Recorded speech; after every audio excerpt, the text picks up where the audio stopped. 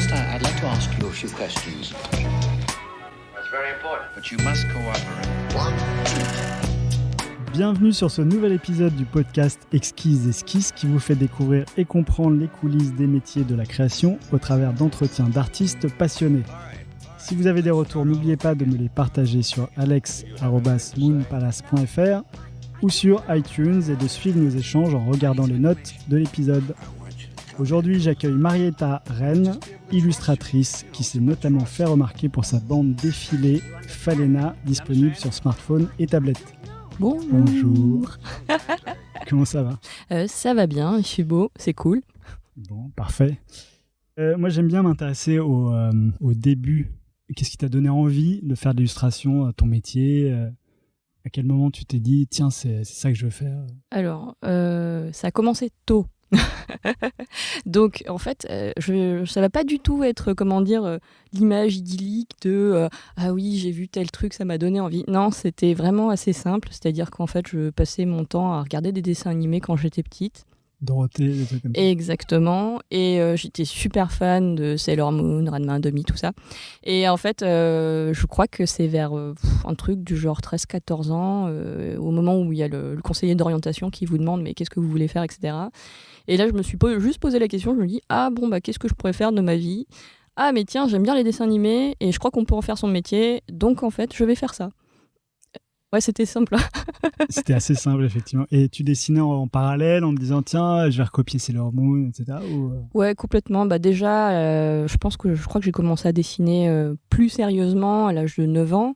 Comme tous les... quoi, plus sérieusement ? En gros, je me suis jamais arrêtée de dessiner. Enfin, quand on est petit, tu vois, tout le monde dessine.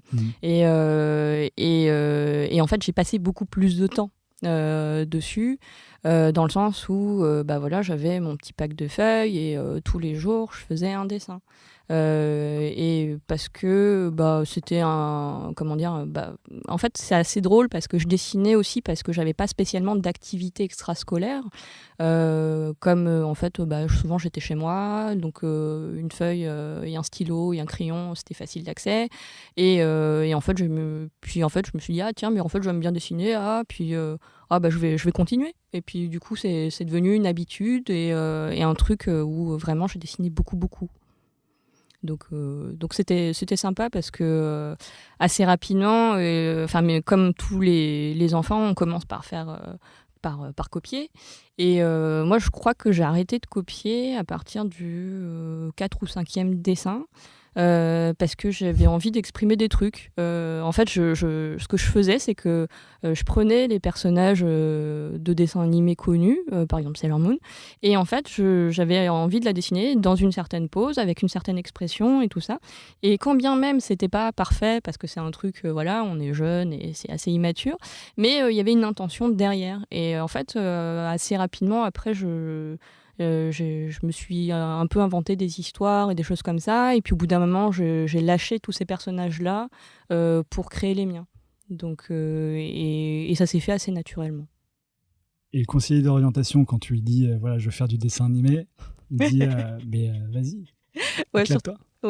Surtout c'était drôle parce que en fait, la conseillère d'orientation, qui était une femme très gentille, en fait, je suis arrivée et je lui ai dit moi, mon programme, c'est je veux rentrer au Gobelin, mais comme en fait, il y a le lycée à faire et que en fait, il faut avoir le bac pour rentrer au Gobelin, donc je veux faire une école d'art appliqué. Je me suis renseignée, donc il y a Estienne, je vais aller là-bas. J'ai vu qu'il fallait 16 de moyenne, donc ça va, je les ai. Je pense que ça va le faire. Et la question qu'elle m'a posée, c'était mais le métro, le fait que ce soit loin. Et là, je lui ai répondu, non, il n'y a pas de souci, j'en profiterai pour dormir ou pour lire, et ce sera bon. Et à la fin du rendez-vous, ça a fini, c'est bien, en fait, je crois que je ne te sers à rien, tu as l'air d'être très décidé, c'est bien, bravo. Et ça s'est fini comme ça. C'est clair que savoir exactement où tu veux aller grâce à Sailor Moon, c'est quand même pas mal. Ouais, merci Club Dorothée. Hein. Ouais. Quand bien même ils n'ont pas toujours diffusé des trucs super, je peux au moins je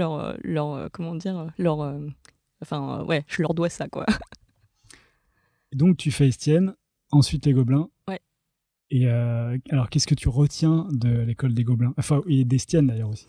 Alors ce que j'ai apprécié chez Estienne, c'est que comme c'est une école d'art appliqué à l'époque, hein, donc ça remonte, ça a peut-être changé depuis, qui était spécialisée dans le livre, donc il y avait toute cette partie où en fait on était, comme il n'y a qu'une seule classe de lycée, on est baigné autour de gens qui sont en mise à niveau, qui sont dans des études supérieures. Donc on est baigné vraiment dans de l'artistique tout le temps. Et des gens qui sont plus âgés. Donc, et avec des niveaux de dessin divers et variés, avec des influences très différentes. Et ce que j'ai beaucoup apprécié, c'était qu'à l'époque où j'y étais, quand j'étais en seconde, on avait ce qu'on appelait les ateliers des métiers d'art. Et donc, tout au long de l'année, il y avait plusieurs cours d'initiation, notamment à la gravure, la relure, la dorure, la typographie et l'illustration. Et j'ai vachement apprécié ce savoir-faire, l'espèce de donner envie du savoir-faire, en fait, qu'on fasse quelque chose ou pas avec. Au final, moi, ça m'a vachement marqué parce que je sais qu'aujourd'hui, si j'ai envie de faire un carnet de croquis, je sais en faire un, parce qu'on m'a appris. Faire le carnet en lui-même, pas les dessins qui sont dedans. Ouais, exactement. Il y a des procédés graphiques, des choses que si j'avais pas été dans cette école, j'aurais pas su. Et il y a aussi toute cette ouverture. J'ai beaucoup apprécié les cours d'histoire de l'art qui étaient qui était donné par Monsieur Baudry, et dont je m'en souviens encore parce que je l'aime beaucoup, et qui était aussi un professeur de fac, et qui avait une manière en fait, il avait une méthodologie supérieure qui nous donnait nous en tant que lycéens, et qui était passionnante et qui rendait les choses intelligentes et intéressantes. Et ça, c'est vraiment les points qui m'ont le plus marqué à Estienne.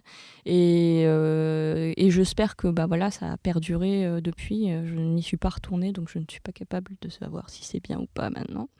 Et après, au Gobelin, il y a toute la formation qui est très technique et qui est exigeante, mais il y a aussi tous ces élèves en fait, de ma classe avec qui je suis encore amie et qui m'ont appris énormément.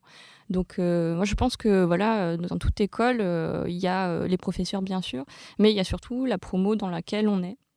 Il y a les rencontres qu'on fait. Et comme on avait des personnalités très très différentes, des influences très différentes, j'ai pu découvrir plein de choses sur au-delà des mangas, par exemple l'illustration pour enfants. Il y avait des BD un peu des BD un peu moins connus, des choses plus connues, et puis il y avait des gens qui étaient fans de Disney, des gens qui étaient fans de Sylvain Chomet et d'autres de Miyazaki, et tout ça cohabitait ensemble, et c'était vraiment enrichissant. Et puis chacun avait une méthodologie différente. Chaque élève ? Ouais, exactement. Et du coup, on s'influençait mutuellement, et c'était vraiment, vraiment très intéressant. Et tu sors des Gobelins, et tu fais quoi à ce moment-là ? Alors, à la sortie des Gobelins, j'avais envie de faire un court-métrage. Normalement, vous faites déjà un court-métrage au sein de l'école. Ouais. Parce que tu avais déjà fait, du coup. Oui, mais par contre, c'est un court-métrage collectif. Ouais. Et souvent, en fait, comme ça reste des exercices, au Gobelin, quand on a des envies de raconter des choses, on ne peut pas le faire. Non pas que on nous empêche de le faire, ce qui n'est pas le cas, on peut le faire, mais la situation, c'est-à-dire le fait d'être en collectif avec les autres, font qu'on est obligé de faire des concessions. Il y a aussi les contraintes de temps, les contraintes techniques, etc., qui font que moi, vu ce que j'avais envie de raconter, c'était pas possible que je le fasse avec d'autres personnes. Par exemple, faire un film de 3 minutes quand on veut raconter une histoire qui va durer un quart d'heure, c'est pas possible. Donc typiquement, à la sortie des Gobelins, j'avais plutôt envie de faire un court-métrage. J'ai envoyé un dossier qui n'a pas été accepté. Et, un dossier qui a des producteurs au GREC, qui est une institution en fait, qui donne des aides et qui devient producteur directement du court-métrage. Donc je ne sais pas si ça existe encore, mais en tous les cas, à l'époque, j'avais envoyé un dossier et ça avait été refusé. Mais c'était pas grave parce qu'au final, à l'époque, je m'étais dit que c'était trop ambitieux par rapport au temps et aux capacités de l'époque. Et finalement, j'ai simplifié ça et j'en ai fait un livre qui s'appelle « Je suis deux ». Et par chance, il a été édité chez Ankama à l'époque, donc ça remonte déjà, on est en 2010.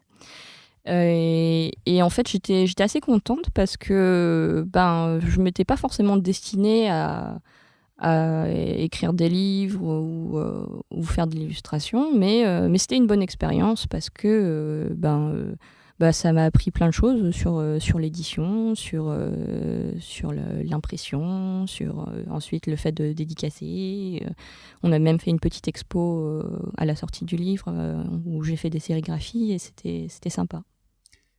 Et c'était quoi ton objectif de vie du coup? Alors, à la fin d'Estienne, tu décides, tu avais déjà décidé avant d'entrer à Estienne que tu allais faire Estienne les Gobelins. Il y avait une raison particulière à cet enchaînement et tu te voyais comment à la fin des Gobelins quand tu as décidé de faire cet enchaînement?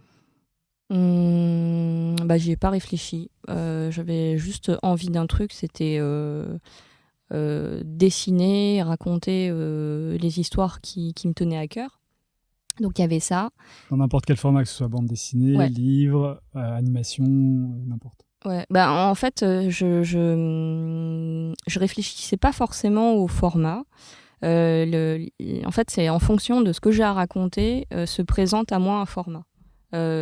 Si je suis face à une situation où c'est plus facile de faire un livre parce que c'est plus adapté à ce que je vais raconter, je vais faire un livre. Si un court-métrage est plus adapté, je ferai un court-métrage. S'il faut faire du live, je ferai du live. Et en fait, tout dépend de ce que j'ai à raconter. Et par contre, au-delà de cette envie-là, il y avait un truc aussi qui était important pour moi, c'était de continuer à travailler dans le dessin animé. Parce que justement, en fait, pour moi, le dessin animé, c'est un peu mon training. Donc, en gros, quand je vais dans une boîte, je m'adapte à un projet, je m'adapte à un réalisateur, je travaille en équipe et j'apprends des trucs, c'est-à-dire une manière de faire des autres que moi, je ne fais pas. Et alors, c'est souvent assez inconfortable au début parce qu'on est obligé de s'adapter, etc. Mais moi, j'en tire vraiment un enrichissement tel qui est que à chaque fois, j'ai appris quelque chose, que ce soit de l'organisation, que ce soit du dessin, que ce soit même juste du management, entre guillemets, et tout ça. Et vraiment, ça, tout ce que j'apprends là-dedans, je le réinjecte après dans mes projets. Et du coup, j'ai l'impression d'évoluer tout le temps parce que, en fait, pour moi, clairement, ce sont les autres qui m'enrichissent. Pendant que tu faisais ce livre... Je suis deux. Tu travaillais déjà dans les studios d'animation en parallèle, alors j'imagine. Ouais. Et tu continues, ça fait ça fait 7-8 ans maintenant que tu... ça fait beaucoup plus. Beaucoup plus. Attends, j'ai quel âge là? Ça fait 15 ans. 15 ans. Ouais, parce qu'en gros, ce que je te dis pas, c'est que moi je travaillais déjà dans le dessin animé avant de rentrer au Gobelins. Donc, et entre Estienne et les Gobelins, il y a eu une année de DMA animation à Roubaix et une année de prépa atelier de Sèvres. Alors, qu'est-ce qui m'a amené à faire cette petite bifurcation? C'est qu'en sortant d'Estienne, je me sentais pas forcément prête à tenter le concours des Gobelins. Et en fait, se présenter devant moi cette formation qui était le DMA cinéma d'animation à l'ESAT à Roubaix. Et en fait, ça se faisait sur dossier et sur entretien. Et je m'étais dit, peut-être qu'en fait, j'ai pas forcément besoin de rentrer au Gobelin. Peut-être que ça peut être une autre entrée pour faire du dessin animé. Et ça a été le cas finalement parce que assez rapidement, pendant toutes les vacances scolaires, j'ai fait des stages dans une entreprise qui s'appelait Marathon à l'époque. Et j'ai appris beaucoup dans cette entreprise. Et après, j'ai arrêté donc cette formation qui durait 2 ans pour plein de raisons et qui font que cette formation ne me convenait pas.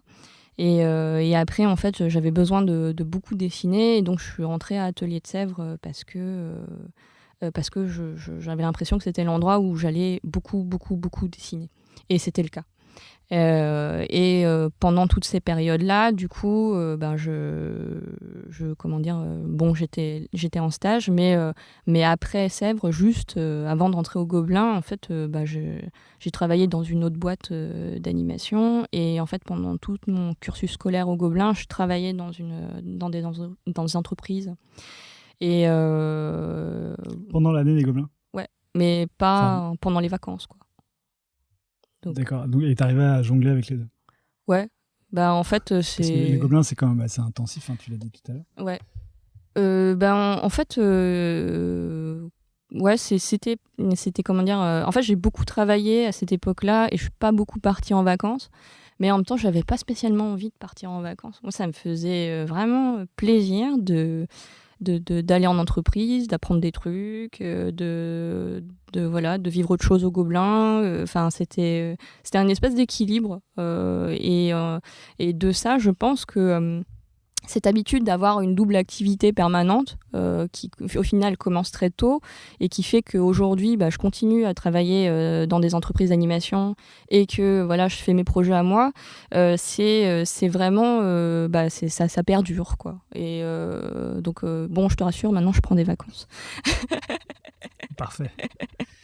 Je crois que tu fais énormément de choses dans le cinéma d'animation. Tu fais caractère design, layout, storyboarding, etc. C'est facile de jongler entre tous ces métiers qui sont pas forcément pareil, même si c'est du dessin. Tu vois, il y a quand même énormément de différences. Non, effectivement, c'est pas facile. Mais je crois que c'est une question de tempérament. Moi, ça me plaît de passer d'un truc à un autre.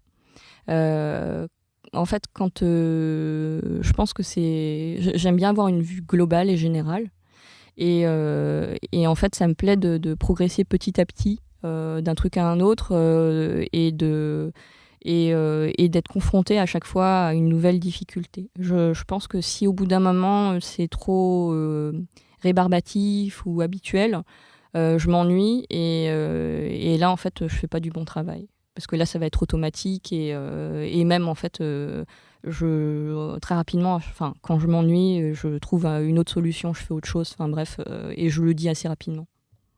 Avant d'attaquer tes projets personnels, ouais. Est-ce que tu as t'as parlé de Sailor Moon et de toute ces dessins animés de l'époque. Est-ce que tu as un artiste en particulier ou on s'arrête au Club Dorothée et à tous ces dessins animés? Ça dépend des périodes parce que c'est évolutif. Donc, mais un artiste fondateur, en fait, celui qui t'a vraiment donné l'envie. Enfin, tu disais que tu n'en avais pas trop. En fait, il y a plein de gens qui m'inspirent, mais je suis pas fan, tu vois, d'une personne en particulier. Et puis en plus, parfois, c'est par période aussi.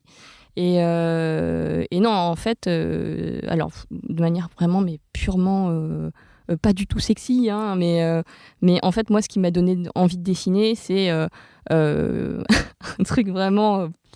voilà, c'est en gros, quand j'étais petite, j'aimais bien les petits poneys. Et ma mère, elle m'en dessinait des fois.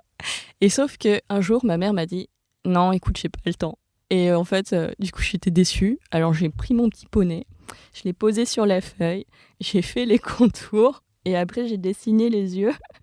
Et là, à partir de ce moment-là, de cette espèce de frustration, je me suis dit « Ah mais ouais, en fait, maintenant, j'ai plus besoin que ma maman me dessine mon petit poney, je peux le faire moi-même. » Et donc, je pense que ça part un peu de ce genre de choses qui fait que vraiment, pour moi, tous les artistes sont des sources d'inspiration, mais c'est pas forcément ça qui me donne envie de dessiner. Ouais.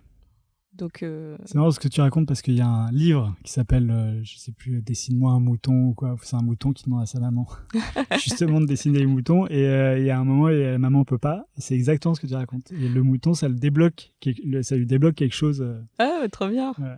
Et bon. J'ai fait lire à des enfants et ils ont lu le livre et ils ont dit « Ah mais attends, mais je peux dessiner alors ?» Et hop, ils sont partis dessiner. C'est trop bien. Tu me donneras les références. C'est marrant cette histoire. Ouais. Moi, j'avais lu que sur ton Instagram, tu as des fanarts de Satoshi Kon, par exemple. Ah oui. Et moi, c'est un artiste que j'apprécie particulièrement. Du coup, j'imaginais que ça faisait partie, mais en fait, il fait partie d'un ensemble d'artistes. Complètement, ouais. Ben, après, c'est sûr que, tu vois, dans tous les artistes, il fait partie du top 10. Hein, donc, mais après, ce fan art, il existe aussi parce que, à l'occasion du décès de Satoshi Kon, donc Katsuka avait organisé une exposition à son honneur, et il avait demandé à plusieurs illustrateurs, dessinateurs de faire quelque chose un dessin qui était qui nous faisait penser à lui, etc. Et moi, j'avais trouvé l'initiative sympa. Et comme c'est quelqu'un dont voilà, j'aime bien le cinéma, j'avais beaucoup aimé Paprika, Perfect Blue aussi. Enfin, Perfect Blue, je l'ai vu assez jeune. Ça m'a assez marqué. À l'époque, c'était un peu dur parce que je crois que je devais avoir un truc du genre 16 ou 17 ans. Narrativement, c'est pas hyper simple à appréhender. Ouais, Perfect Blue. Perfect Blue, ouais. Ouais, mais comme en fait, j'avais été pas mal confrontée. Tu sais quoi, le Club Dorothée, c'est un peu compliqué. C'est à la fois bien et pas bien, mais comme tu es confronté à plein de problématiques assez réalistes dans les histoires, du coup, regarder du Perfect Blue derrière, c'est dans la digne continuité du truc. Donc, je pense qu'après, il y a aussi ce truc de... Enfin, je sais pas toi, dans ton adolescence, mais moi, j'ai regardé plein de films américains qui n'étaient pas du tout de mon âge non plus. Et du coup, regarder Perfect Blue, c'était logique, quoi. Enfin, ça m'a pas semblé compliqué, en tous les cas. Non, moi, un des trucs les plus violents que j'ai vu, ça doit être Dragon Ball. Et donc maintenant, quand tu vois un Kamehameha, tu es traumatisé, tu te prostres dans un coin et tu dis non, arrêtez. Non, je mange des madeleines. C'est pas mal que tu parles de ces illustrations, parce que je vois que tu as fait énormément d'expositions ces dernières années. Des expositions où tu es représenté, où tu fais des illustrations en tant que telles. Ça, c'est quelque chose que tu as envie de développer, que tu développes, que tu veux intégrer dans des livres, je sais pas, pour enfants ou quoi? Écoute, pour le moment, c'est pas trop dans mes envies, les livres pour enfants. Enfin, alors, je dis livres pour enfants parce qu'on est habitué à avoir des livres illustrés qui sont destinés aux enfants, mais ça peut être des livres illustrés pour les adultes. Ouais, en fait, pour le moment... j'avoue que j'ai pas forcément... Enfin, comme je te disais, tout dépend de ce que j'ai à raconter et le format va s'imposer de lui-même. Et là, pour le moment, c'est pas forcément d'actualité. Tu dessines par plaisir de voir... ouais. Et pour expérimenter aussi, peut-être? Ah oui, complètement. Donc, alors, ce qui est marrant, c'est que tu vois, il y a un paquet d'expositions collectives auxquelles j'ai participé et souvent, j'ai accepté parce que c'était une occasion pour moi de tester un truc. Donc, par exemple, de dessiner sur une planche de bois, d'utiliser une autre technique, d'utiliser un autre média, d'avoir des conditions différentes. Là, dernièrement, j'ai fait une illustration à 4 mains avec Si, qui est, je ne sais pas si tu vois qui c'est une jeune illustratrice très talentueuse qui a aussi travaillé chez mademoiselle.com. Et on a fait une illustration à 4 mains où, en gros, elle a dessiné une énorme femme qui est une espèce d'île qui est à moitié immergée dans l'eau. Et j'ai fait plein de petits personnages, des petits oiseaux, des petits pêcheurs, des plantes et tout ça. Et c'était amusant de confronter nos deux styles et en même temps de se laisser de la place à toutes les deux. Parce que quand on dessine à 4 mains, il faut imaginer que si on prend toute la place comme on est habitué à le faire, l'autre peut rien dessiner et puis ça sature et puis c'est pas beau. Et là, ce qui était chouette, c'était qu'on avait vraiment cet équilibre. Ça nous a vraiment plu. Alors, du coup, on va sûrement en refaire d'autres derrière. Le dessin en vue d'exposition? Pas forcément en vue d'exposition, en vue que ça nous fait plaisir et on verra ce que ça donnera derrière. Enfin, moi, j'ai plutôt l'habitude de faire les choses par plaisir. Et après, si une possibilité d'exposition se fait, on le fait. S'il n'y a pas, ça traîne dans mes placards où je le donne à des copains et c'est très bien comme ça. Alors parlons un peu de Falena, chose que tu as déjà dû faire moult fois. J'ai trouvé ça absolument magnifique, enfin, tant dans les dessins que dans la narration, que dans l'ambiance musicale, parce qu'il y a quand même de la musique. Tout est assez épuré, léger, c'est vachement bien. Comment tu montes un projet comme ça? Et comment t'en es arrivé à ce qu'il soit en bande défilée au micro, c'est dur à faire la distinction entre défiler et dessiner, mais c'est bien défiler, c'est-à-dire que c'est une bande qui défile, comme en fait je sais pas comment ça s'appelle, les carnets japonais là. Ouais, les rouleaux. Voilà, les rouleaux. Donc ouais, comment t'en arrives à avoir ce format qui est quand même très original? Alors ça date à peu près de 2010, je pense. À l'époque, j'avais envie de raconter une histoire où il n'y avait pas de coupure. Donc, et où en fait tout s'enchaîne tout seul. Et j'avais aussi envie de dessiner sur un rouleau comme ça, parce que je trouvais que le format était amusant. Donc tu as commencé à dessiner sur un vrai rouleau? J'ai pas commencé à dessiner, j'avais juste l'envie. Parce que je dessinais assez tard finalement. Et donc j'ai commencé à écrire une histoire. Au départ, ça partait un peu de rêves que j'avais faits, des choses comme ça. Et au fur et à mesure, en fait, en faisant des lectures, en découvrant un peu aussi les neurosciences, du coup, j'ai écrit une histoire qui était beaucoup trop longue. Enfin, concrètement, l'histoire de Falena, à la base, ça tient dans un long métrage. Donc, alors qu'à la base, j'étais censée faire un petit rouleau de 9 mètres. Et donc, tu imagines bien qu'un long métrage ne va pas tenir dans 9 mètres. Et concrètement, aujourd'hui, si Falena devait être imprimé par rapport à ce petit rouleau de 9 mètres, il ferait 300 mètres. Donc, voilà. T'as fait le calcul? Ouais, on a fait le calcul avec mon producteur. On a rigolé. Donc, et en fait, oui, au début, c'était destiné à être sur papier. Et quand l'histoire était trop longue et que, en fait, comme je dessinais déjà sur Photoshop et que je faisais déjà des bandes et tout ça. Des bandes sur Photoshop? Ouais. Donc, en fait, c'est un format de bande sur Photoshop au lieu d'avoir un A4, tu vois, j'ai un format plus long. En fait, je me suis dit, la capacité d'impression est compliquée, la capacité de stockage est compliquée, autant rester dans le numérique. Donc après, j'ai contacté donc un producteur avec qui j'avais déjà travaillé, qui s'appelle Pierre Catan. Mais on avait travaillé sur un autre projet, pour le coup, de film d'animation qui s'appelait Les Terres Imaginées, qui est vachement chouette. Et sur lequel je m'étais fait bien plaisir. Je l'ai contacté parce que lui, il avait commencé à faire des projets un peu atypiques numériques. Et je lui avais dit, j'ai tel projet. En fait, je cherche quelqu'un pour m'aider à le financer et à le faire, au moins à le finir, parce que j'avais déjà pas mal avancé et pas mal dessiné. Et il m'a dit, mais moi, j'ai envie de le faire. Et donc, c'est comme ça que ça... Et tu lui avais proposé un format interactif sur tablette? Alors, à la base, il n'était pas sur tablette, il était juste en version web. Parce que en gros, j'avais tous mes dessins. J'avais demandé à mon frère de me faire une petite ligne de code qu'il a fait en une après-midi et qu'on puisse le lire en fait directement sur une tablette. Enfin, j'avais utilisé une tablette à l'époque parce que c'était pratique en fait de le présenter aux gens. Mais en soi, on pouvait très bien le lire sur un ordinateur et tout ça. Et donc, c'est avec mon producteur que c'est concrétisé plus clairement le fait qu'il fallait rester sur tablette et smartphone, parce qu'on voulait rajouter de la parallaxe. Alors, la parallaxe, c'est les effets de profondeur et de 3D en fait, qu'on voit dans Falena. Donc, téléchargez-le, comme ça, vous pourrez découvrir ce que c'est. Gratuitement. Exactement. Je ne sais pas si c'est toujours gratuit, mais je crois. Ouais, c'est toujours gratuit. C'est encore gratuit, je crois, pendant 2 ou 3 ans. Je ne sais plus trop, parce qu'en fait, comme c'est France Télévisions qui nous a produit, donc c'est le service public. Donc, merci les impôts. Hein. Et donc, du coup, ça s'est concrétisé qu'on voulait faire ça sur tablette et smartphone, parce que c'est ce qui nous permettait d'avoir l'objet le plus stable possible. Alors des fois, je parle beaucoup de contraintes techniques et tout ça, mais concrètement, si ça avait été sur web, en fait, la fluidité du son, la fluidité du scroll aurait été très compliquée. Et c'était, je pense, le format le plus adéquat.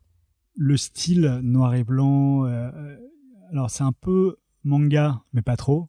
C'est très occidentalisé comme format manga. Il y a une raison, parce que tes illustrations, quand elles sont toutes seules, elles sont plutôt colorées, dans l'expérimentation, mais toi, tu voulais faire quelque chose de plutôt grand public. Enfin, comment ça t'est venu d'avoir ce style-là particulièrement? Je sais pas trop définir, mais j'avais envie de dessiner du noir et blanc à ce moment-là. Puis aussi, je trouvais que c'était agréable, en fait. Tu vois, dans Falena, comme il n'y a pas de cases, les transitions entre les plans, elles se font par des astuces graphiques et tout ça. Et commencer par du noir et blanc, c'était aussi un truc simple dans le sens où j'avais pas trop à me poser de questions, tu vois, c'est con, mais... Oh, pardon, j'étais vulgaire. C'est bête, mais en gros, quand il y a trop de problématiques en tête, du coup, tu te perds. Et en fait, pour moi, me donner des contraintes, par exemple le noir et blanc, outre le fait que j'en avais envie, c'était une manière aussi pour moi de me sortir des habitudes ou des facilités. Et j'aime bien cet exercice de tu as des contraintes et qu'est-ce que tu fais avec juste ça. Et par exemple, sur Falena, toutes les contraintes, c'est pas de cases, du noir et blanc, une narration un peu cinématographique, avec tout un sens. Par exemple, les endroits où il y a la parallaxe sont des endroits que je choisis en particulier et qui a une logique et qui donne une écriture. Et donc, et puis il y avait aussi une autre contrainte, c'était que en fait toute la narration, comme on doit scroller de gauche à droite. Bon, excusez-moi, j'ai problème entre ma gauche et ma droite. Mais en gros, de gauche à droite, en fait, tout... En fait, le doigt va de droite à gauche. Exactement. Donc le défilement. Ouais. Mais bon, on s'est compris. Ouais. Et bien, il y avait ce truc de, il faut toujours que le sens de lecture, il aille vers la droite.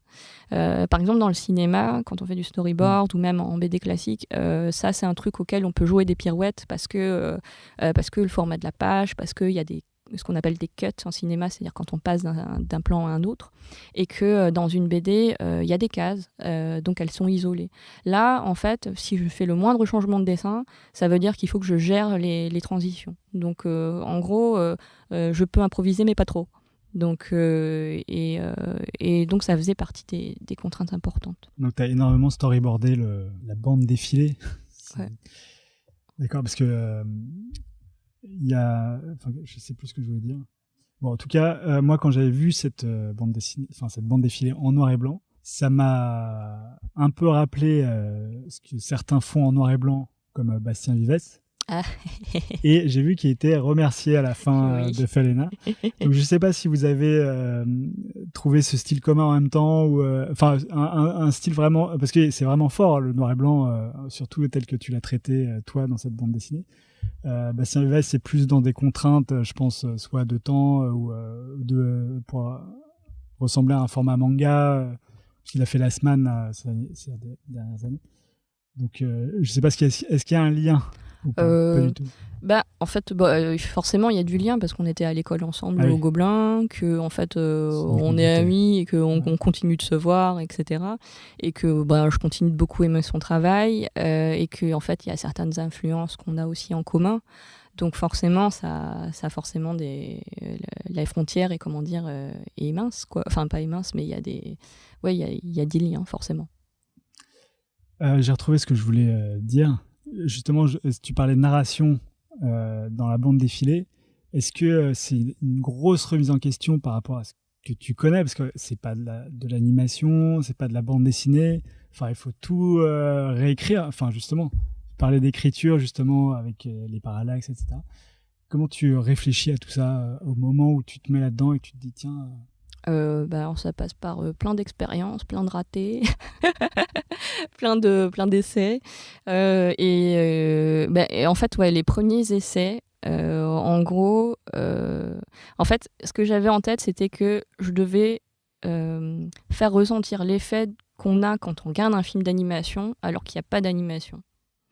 Et donc, il fallait faire du mouvement là où il n'y en a pas.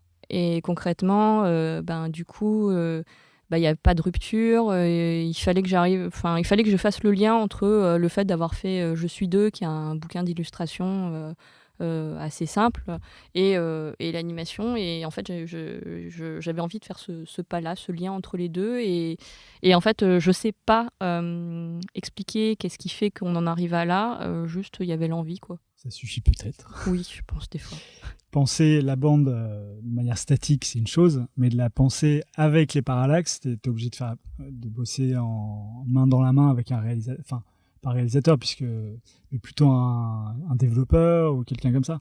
Ouais, complètement. Donc, tu fais des tests en direct avec le développeur Alors, ou tu codes toi-même tes trucs, tu fais des tests? non, là, clairement, je vais pas. Parce que j'ai vu que tu voulais te lancer un peu dans le code.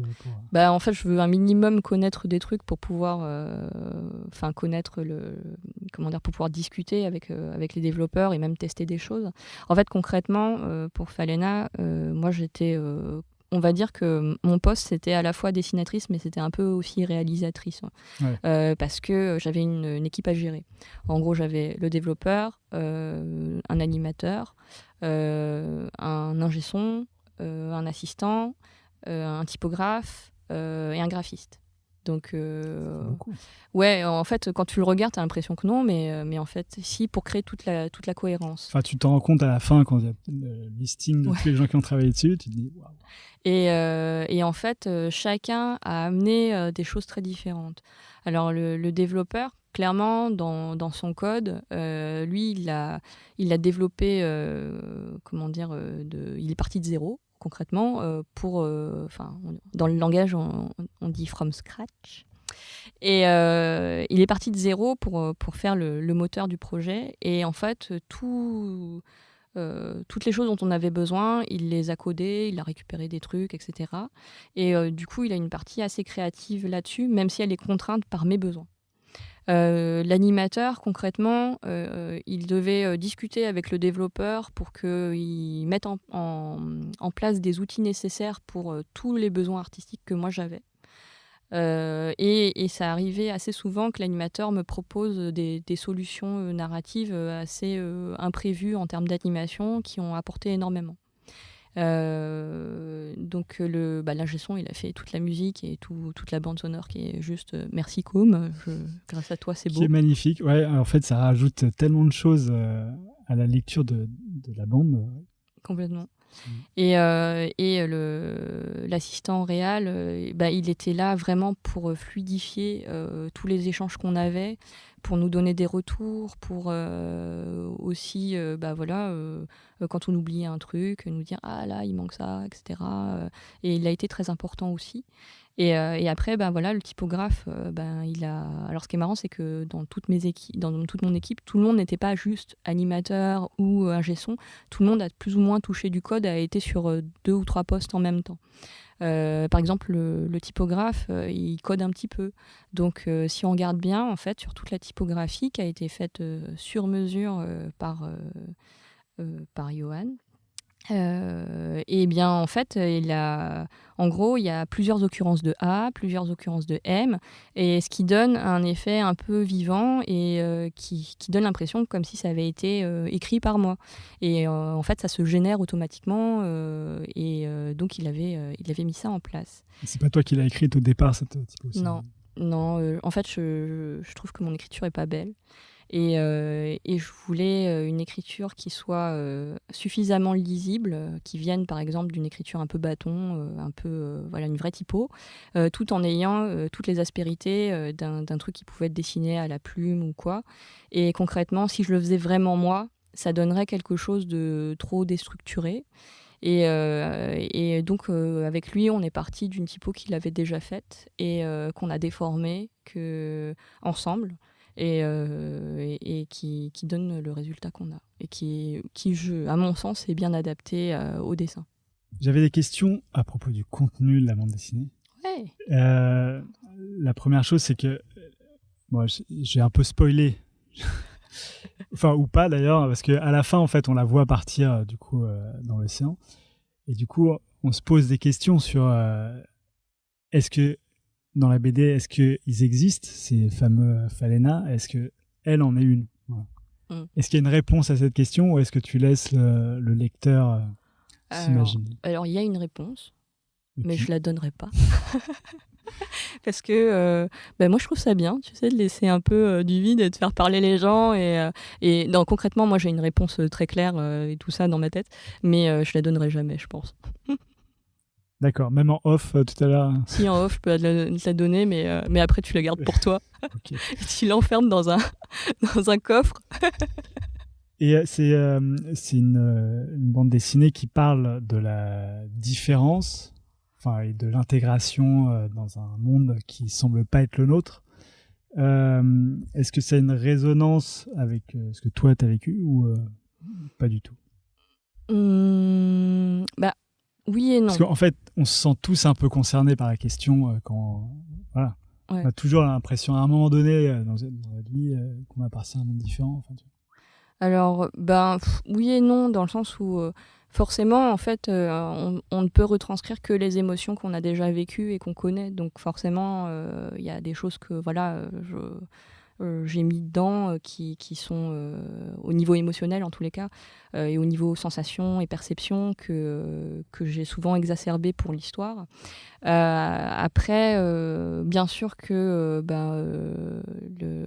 faire partie des autres, d'être avec les autres, forcément ça me concerne. Mais après, l'histoire en elle-même, ça reste une fiction vraiment. Et elle est née de plein de rencontres.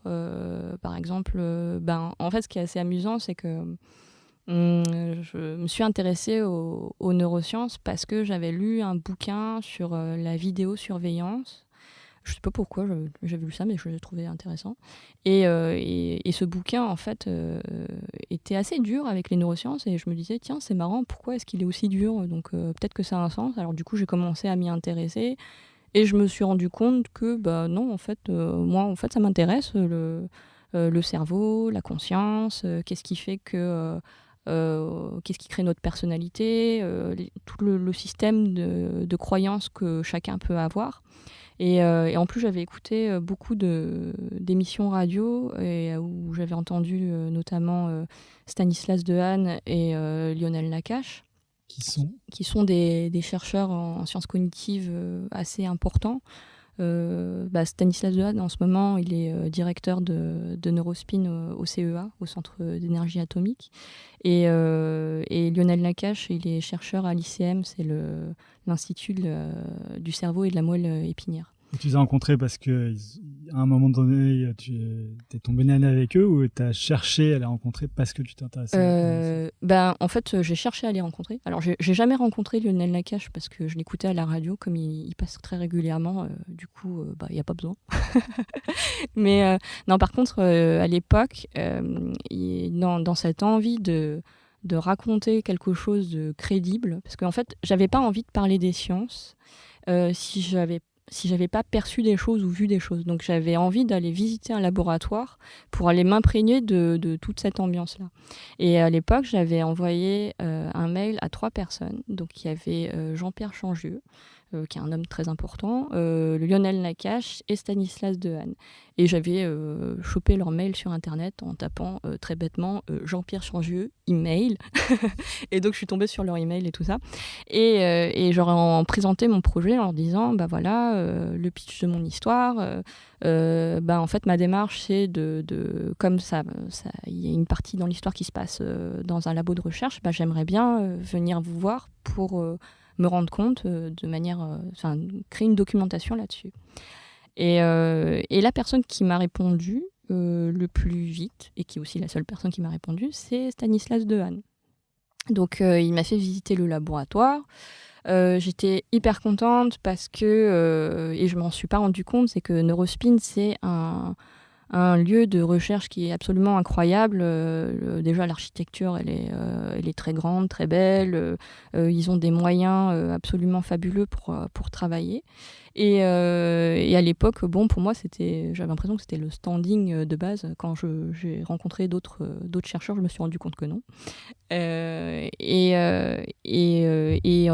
tout ça, en fait, toute l'ambiance dans Falena, elle est vraiment inspirée du lieu. Et après, voilà, quand on voit les 2 lieux, on voit que j'ai un peu extrapolé et que j'en ai fait quelque chose de plus, idéalisé, quoi. Parce qu'il faut bien faire ça, hein, c'est une fiction. Une piscine chez... Non. Non, voilà. Non, il n'y a pas de piscine. Par contre, il y a des IRM, et des très grosses IRM. Ouais. Ok, et je crois que ton prochain livre va aussi parler de tout ça. Oui.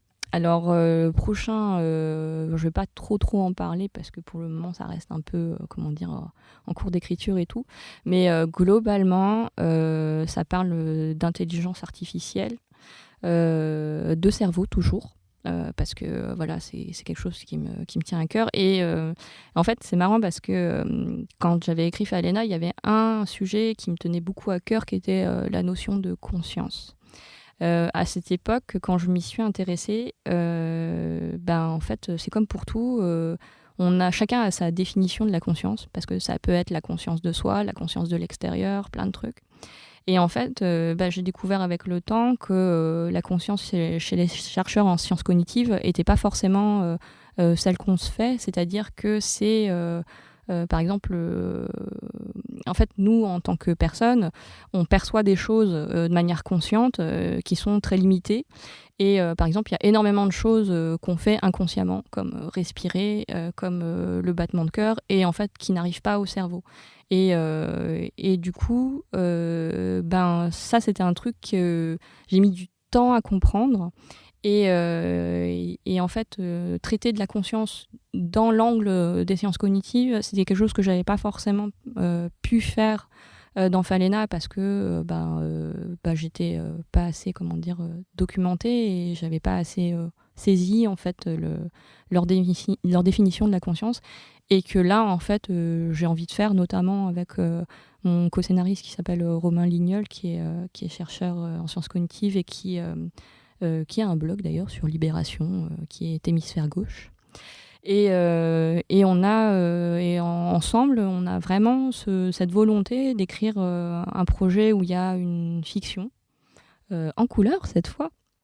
Parce que t'es passé outre les contraintes initiales. Exactement. Enfin, ça sera peut-être pas une bande dessinée d'ailleurs.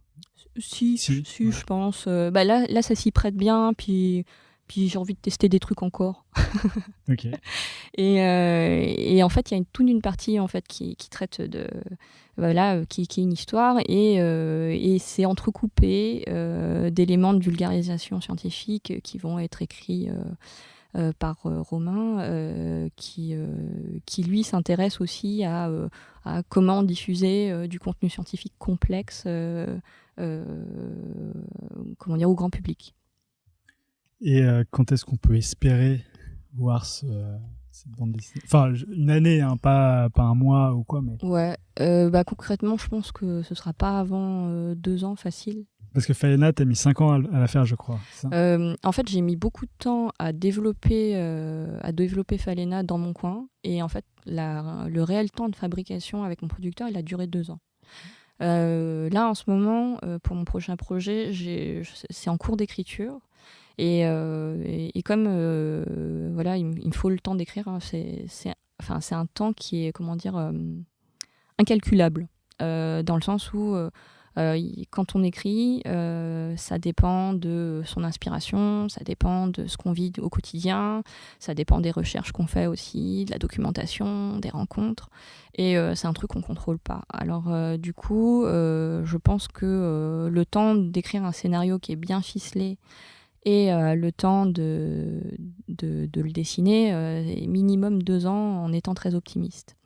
Et tu fais ça en même temps que tu travailles sur des films d'animation. Après, ton statut, c'est intermittent. Du coup, tu as peut-être des périodes de creux dans lesquelles tu peux travailler sur tes... je l'ai choisi, ouais. En fait, concrètement, tant que je suis en phase d'écriture, je continue à travailler dans le dessin animé, parce que pour moi, c'est une pause. C'est un peu... Quoi, le dessin animé ou le dessin animé, c'est une pause. D'accord. L'écriture, c'est on est tout seul, et il faut ramer tout seul. Enfin, là, on est 2, mais donc du coup, c'est un peu plus facile de ramer à 2 que de ramer tout seul. Mais ça demande énormément de soi, et faut être responsable de ce qu'on écrit, de ce qu'on diffuse, de tout ce qu'on... de tous les personnages qu'on crée. Moi, il y a un truc... quand je crée des personnages, et pour moi, c'est comme si je rencontrais des gens et que j'apprenais à les connaître sur le long terme. Et en fait, plus je les connais, et plus j'arrive à anticiper leurs actions, et plus ils deviennent autonomes, et plus en fait, ça devient comme des petits personnages que je mets dans un bac à sable, et je leur mets des petits événements, et après ils se démerdent. Des enfants, quoi. Ouais, c'est un peu ça, mais sauf que en fait ils sont dans ma tête, donc je ne suis pas schizophrène. mais du coup, voilà, contrairement à des enfants où ça vit par lui-même, là tout est une construction de logique mentale, quoi. Tu parlais d'inspiration pour trouver du coup les idées. Comment tu fais quand tu t'y arrives pas, quoi, finalement? Je sors de chez moi, je vais me balader et Parce que il arrive que tu n'y arrives pas. oui, complètement. Ouais, complètement. Bah, en fait, la plupart du temps, quand je sens que je bloque, je sors de chez moi, je fais autre chose. Je vais au sport, je vais voir des copains, je vais à une expo, ou je vais au cinéma, ou je regarde une série. En ce moment, je regarde Westworld, c'est vachement bien. Enfin, moi, j'aime bien, en tous les cas, même si je sais qu'il y a des gens qui sont plus durs avec cette série. En fait, je fais autre chose. Tout simplement parce que... alors, il y a un truc qui est vachement drôle au niveau du processus créatif, c'est que, en gros, ça sert à rien de s'entêter. Et quand on lâche prise, c'est là où nous viennent les idées. Et moi, typiquement, à la fin d'une journée de travail, c'est au moment où je ferme la porte, soit du studio, soit de l'atelier, enfin de là où je travaille, qu'à ce moment-là, il y a tout qui se débloque. Alors, je le fais vite de le noter, et comme ça, je passe une soirée tranquille. Mais j'ai vraiment ce truc de... ouais, il y a un process de toute la journée, j'ai bûché, c'était compliqué, c'était dur et tout ça. J'arrêtais pas de boire du thé parce que, voilà, il faut bien faire des pauses. Et après, en fait, une fois que je sors, je fais « Ah, mais en fait, c'est ça !» Bon, bah ok. Bon, bah oui, ça arrive toujours à ce moment-là. Puis au bout d'un moment, on finit par se connaître. Et en fait, du coup, tu sais que à la fin de la journée, il y a la réponse à ta solution qui vient tout seul. Et est-ce que tu sais le moment où tu peux t'arrêter? C'est-à-dire ton scénario, ça y est, il est fini, tu peux passer en prod, etc. Ouais. Mais par contre, je suis incapable de dire qu'est-ce qui fait que. Mais il y a un truc de feeling, vraiment de ouais, là maintenant, c'est bon, je suis satisfaite. Et c'est bien ça. Enfin, c'est pas souvent. Je rencontre des gens qui me disent là, c'est bon. Ouais. Mais en fait, si tu veux, concrètement, moi j'ai fait un deal avec moi-même sur la notion du perfectionnisme. C'est-à-dire qu'en gros, il y a ce qui, dans l'idéal du monde réel de ce qui est possible, qui serait parfait, que j'aimerais atteindre, mais qui, comme on ne vit pas dans un monde idéal, je ne peux pas l'atteindre. Mais par contre, il y a après les contraintes de la vie, mon niveau en tant qu'auteur, en tant que dessinatrice, et il y a mes capacités. Et en gros, le but que je veux atteindre, il est entre les capacités du moment et le perfectionnisme. Et souvent, tu vois, si je fais un truc de pourcentage, si tu vois 100% ça va être le perfectionnisme, le truc idéal, 50 ça va être la réalité, si j'arrive à 60 je suis contente. Et tout en me disant que sur le projet d'après, j'améliorerai ce que j'ai pas pu faire là. Donc, et du coup ça me laisse pas trop de frustration.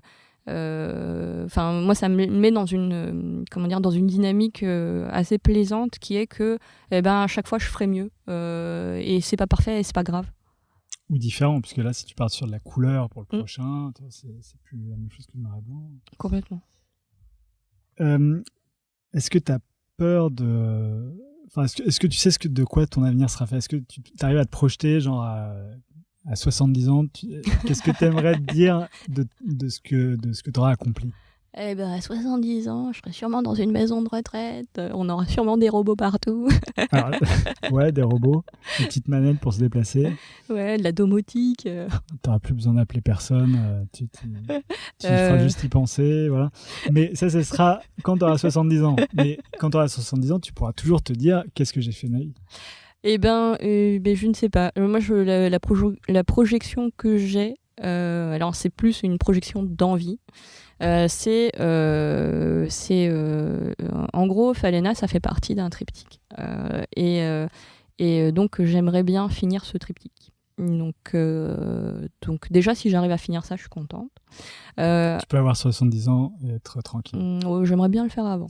Après, il y a tout un truc d'envie qui est, j'ai envie de collaborer sur des projets divers et variés.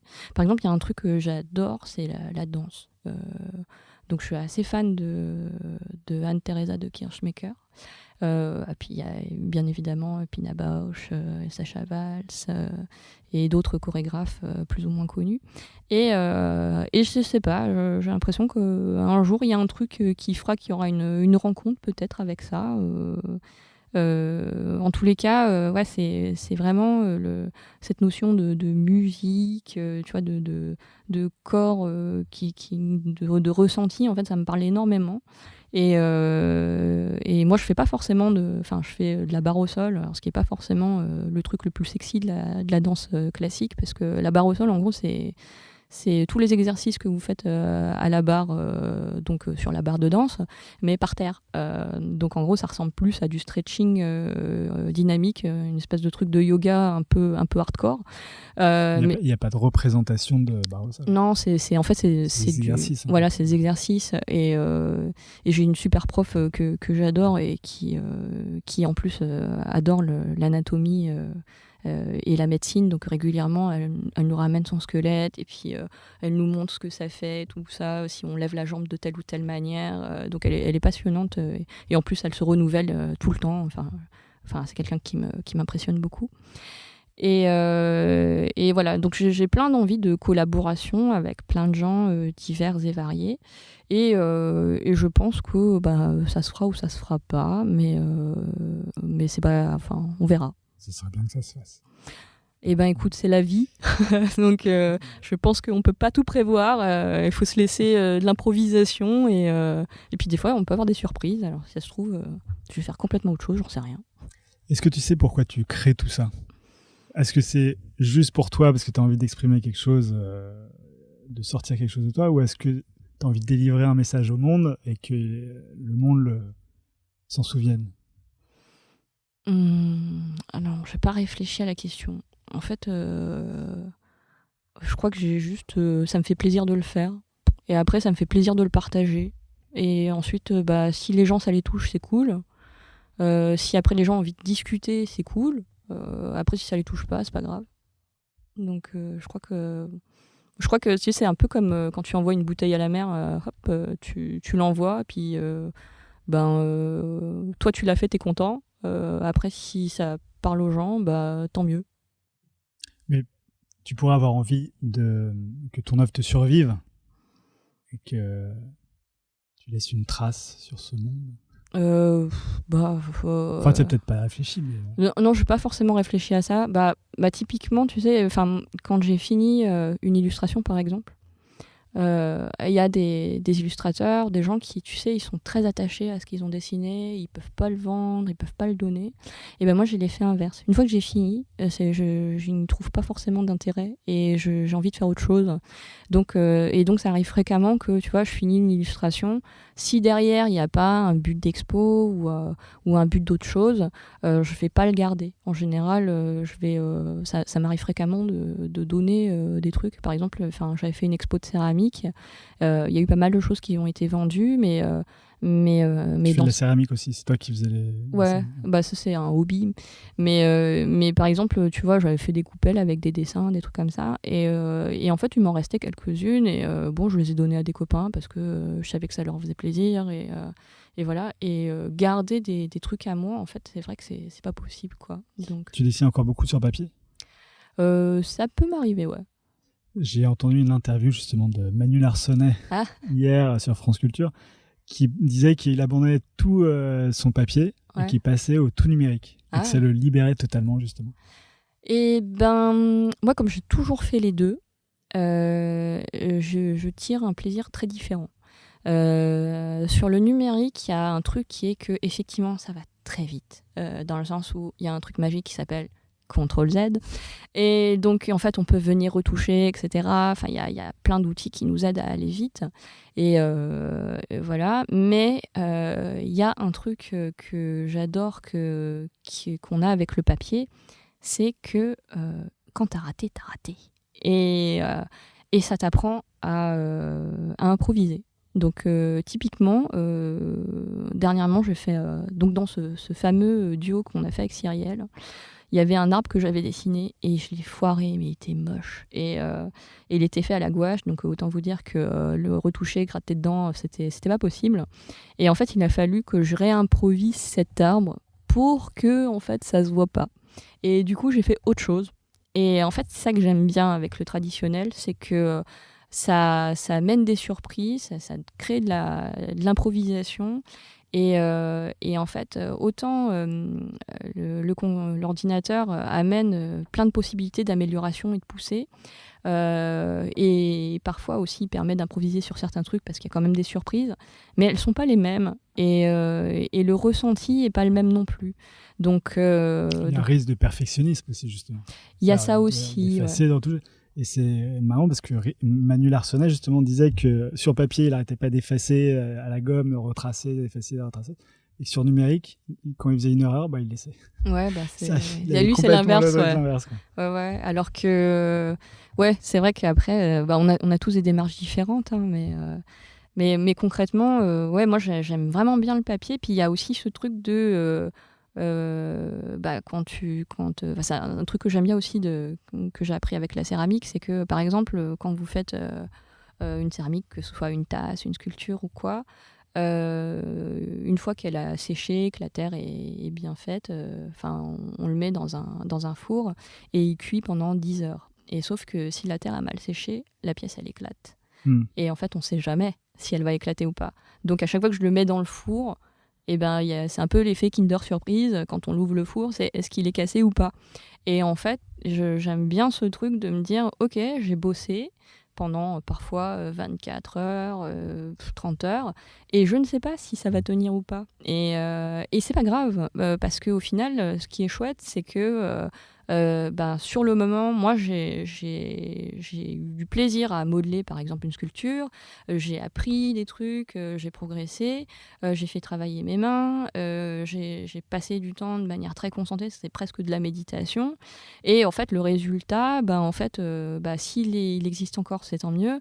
Et s'il est cassé, ce qui m'est arrivé une fois, il est cassé, c'est pas grave. Et puis bon, après, ce que j'ai fait, c'est que j'ai pris, c'était une sculpture avec une tête de femme qui était toute brisée sur le visage. Bon, à la fin, j'en ai fait...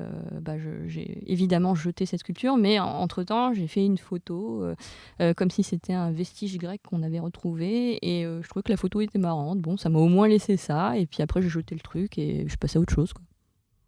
Tu l'as pas arrangé le visage avec une cicatrice ou un truc comme ça? Non, c'était trop de boulot.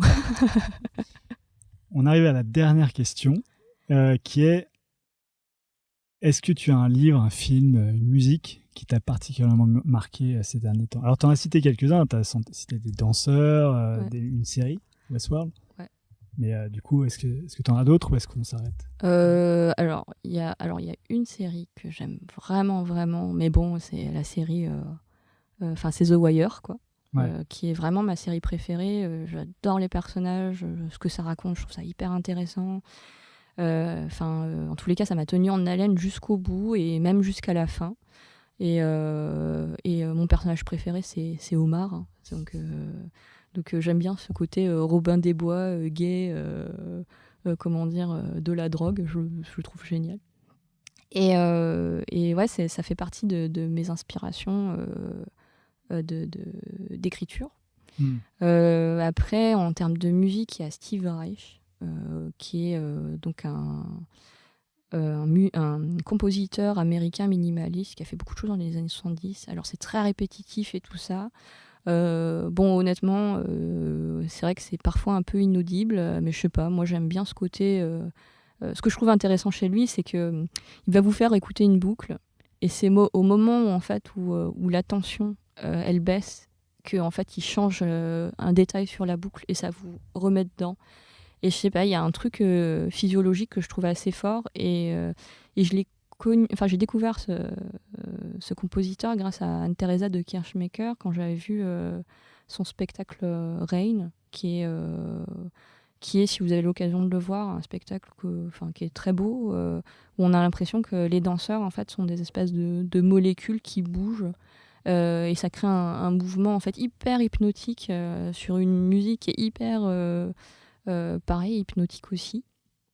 Et, Trans, quoi. Ah ouais, moi j'en ai un souvenir, je suis sortie, j'avais vécu un truc, quoi. Mais bon, après, moi je peux citer plein de spectacles ou de trucs comme ça que j'ai aimé. Non, mais en fait, c'était des livres ou films, ou musique, ouais. vraiment un truc. Donc là, Steve Reich avec cette danseuse dont j'ai qui est du mal à prononcer imprononçable. le nom. Voilà, c'est très bien. Et écoute, merci beaucoup Marietta d'être venue jusqu'ici. Et j'espère à bientôt et j'ai hâte de voir ton prochain livre dans 2 ans. Du coup. Merci de m'avoir invité. À bientôt. Salut. Voilà, c'est fini pour aujourd'hui. Si vous êtes arrivé jusque-là, c'est que l'épisode vous a sans doute plu. Alors n'hésitez pas à le partager, en parler, le commenter ou m'envoyer un mail sur alex@moonpalace.fr, ce qui m'aidera à poursuivre ces entretiens. Merci et à dans 2 semaines pour un nouvel épisode. Ciao. You don't understand. I absolutely refuse